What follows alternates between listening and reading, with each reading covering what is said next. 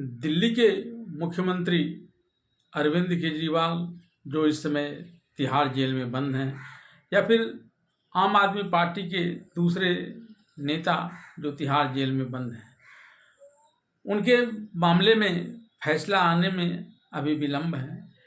लेकिन इन सभी के मामले को लेकर जब अदालत में जमानत की कार्यवाही होती है, तब भी ये एक बड़ा मुद्दा बनता है। खासकर भारतीय जनता पार्टी और आम आदमी पार्टी इसके परिणामों को लेकर देश की राजनीति की दिशा और दशा तय करने लगते हैं। तरह तरह की बातें होने लगती हैं। कई बार तो सुप्रीम कोर्ट तक पर आक्षेप लगाए जाते हैं।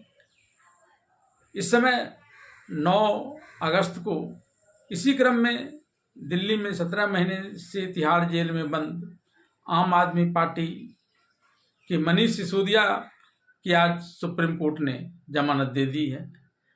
उनके वकील ऋषिकेश ने मामले में अपना पक्ष रखते हुए कहा कि अगर ईडी के पास, सीबीआई के पास या दूसरी जांच एजेंसियों के पास सबूत हैं, तो फिर जमानत पर रिहा होने के बाद इन सबूतों में कैसे छेड़छाड़ किया जा सकता है। और दूसरी यह कि जमानत लोगों का अधिकार है, जेल में रहना या जेल में रखना यह कोई अधिकार नहीं है किसी का। आम आदमी पार्टी के नेता मनीष सिसोदिया को जमानत मिलने के बाद इसे लेकर राजनीतिक प्रतिक्रिया सामने आने लगी है। पार्टी नेता संजय सिंह ने कहा कि हमारे नेताओं पर लगे आरोप बेबुनियाद हैं। मनीष सिसोदिया का 17 महीने बर्बाद कर दिया गया, यह सत्य की जीत है। उनके ये 17 महीने कौन लौटाएगा। उन्होंने कहा कि जल्द ही दिल्ली के सीएम अरविंद केजरीवाल को भी जमानत मिल जाएगी। हमें उम्मीद है कि अरविंद केजरीवाल और सत्येंद्र जैन को भी न्याय मिलेगा और वे जल्द ही जेल से बाहर आएंगे। सुप्रीम कोर्ट की तरफ से मनीष सिसोदिया को जमानत दिए जाने पर आम आदमी पार्टी के नेता राघव चड्ढा ने कहा कि आज पूरा देश खुश है। आप सांसद संजय सिंह ने कहा कि यह सच की जीत है। अदालत का फैसला तानाशाही पर एक तमाचा है। सिसोदिया को राजनीतिक प्रतिशोध के तहत जेल में डाला गया था। इससे हमारी पार्टी को और मजबूती मिली है।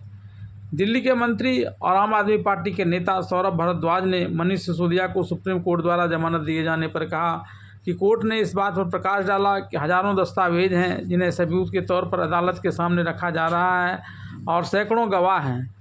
त्वरित सुनवाई के अनुमान के अनुसार भी जांच एजेंसी ईडी की इस मुकदमे को पूरा करने में कई साल लगेंगे। कोर्ट ने कहा है कि मुकदमे के दौरान आरोपी को जेल में नहीं रखा जा सकता है। जमानत का अधिकार का मामला है। सुप्रीम कोर्ट, हाई कोर्ट और ट्रायल कोर्ट से बहुत नाखुश है कि वे मूल रूप से जमानत देने में हिचकिचा रहे हैं।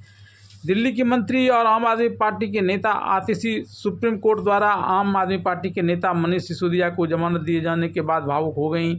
उन्होंने कहा कि आज सत्य की जीत हुई है। उन्हें इसलिए जेल में डाला गया था क्योंकि उन्होंने गरीब बच्चों को अच्छी शिक्षा दी थी। सुप्रीम कोर्ट द्वारा आम आदमी पार्टी के नेता मनीष सिसोदिया को जमानत दिए जाने पर कांग्रेस नेता शशि थरूर ने कहा कि हमारे सिस्टम में नियम है, जेल नहीं जमानत। वह लगभग 2 साल बाद बाहर आ रहे हैं, या पहले ही हो जाना चाहिए था। सुप्रीम कोर्ट द्वारा आम आदमी पार्टी के नेता मनीष सिसोदिया को जमानत दिए जाने पर शिवसेना नेता अनिल देसाई ने कहा कि उन्होंने बहुत अत्याचार झेले हैं। यह मनीष सिसोदिया के लिए बड़ी राहत है। सुप्रीम कोर्ट ने निर्देश दिया कि मनीष सिसोदिया को 10 लाख रुपये के निजी मुचलके और इतनी ही राशि की 2 जमानतों पर रिहा किया जाए। सुप्रीम कोर्ट ने कहा कि मनीष सिसोदिया 17 माह से हिरासत में हैं और अभी तक सुनवाई शुरू नहीं हुई है।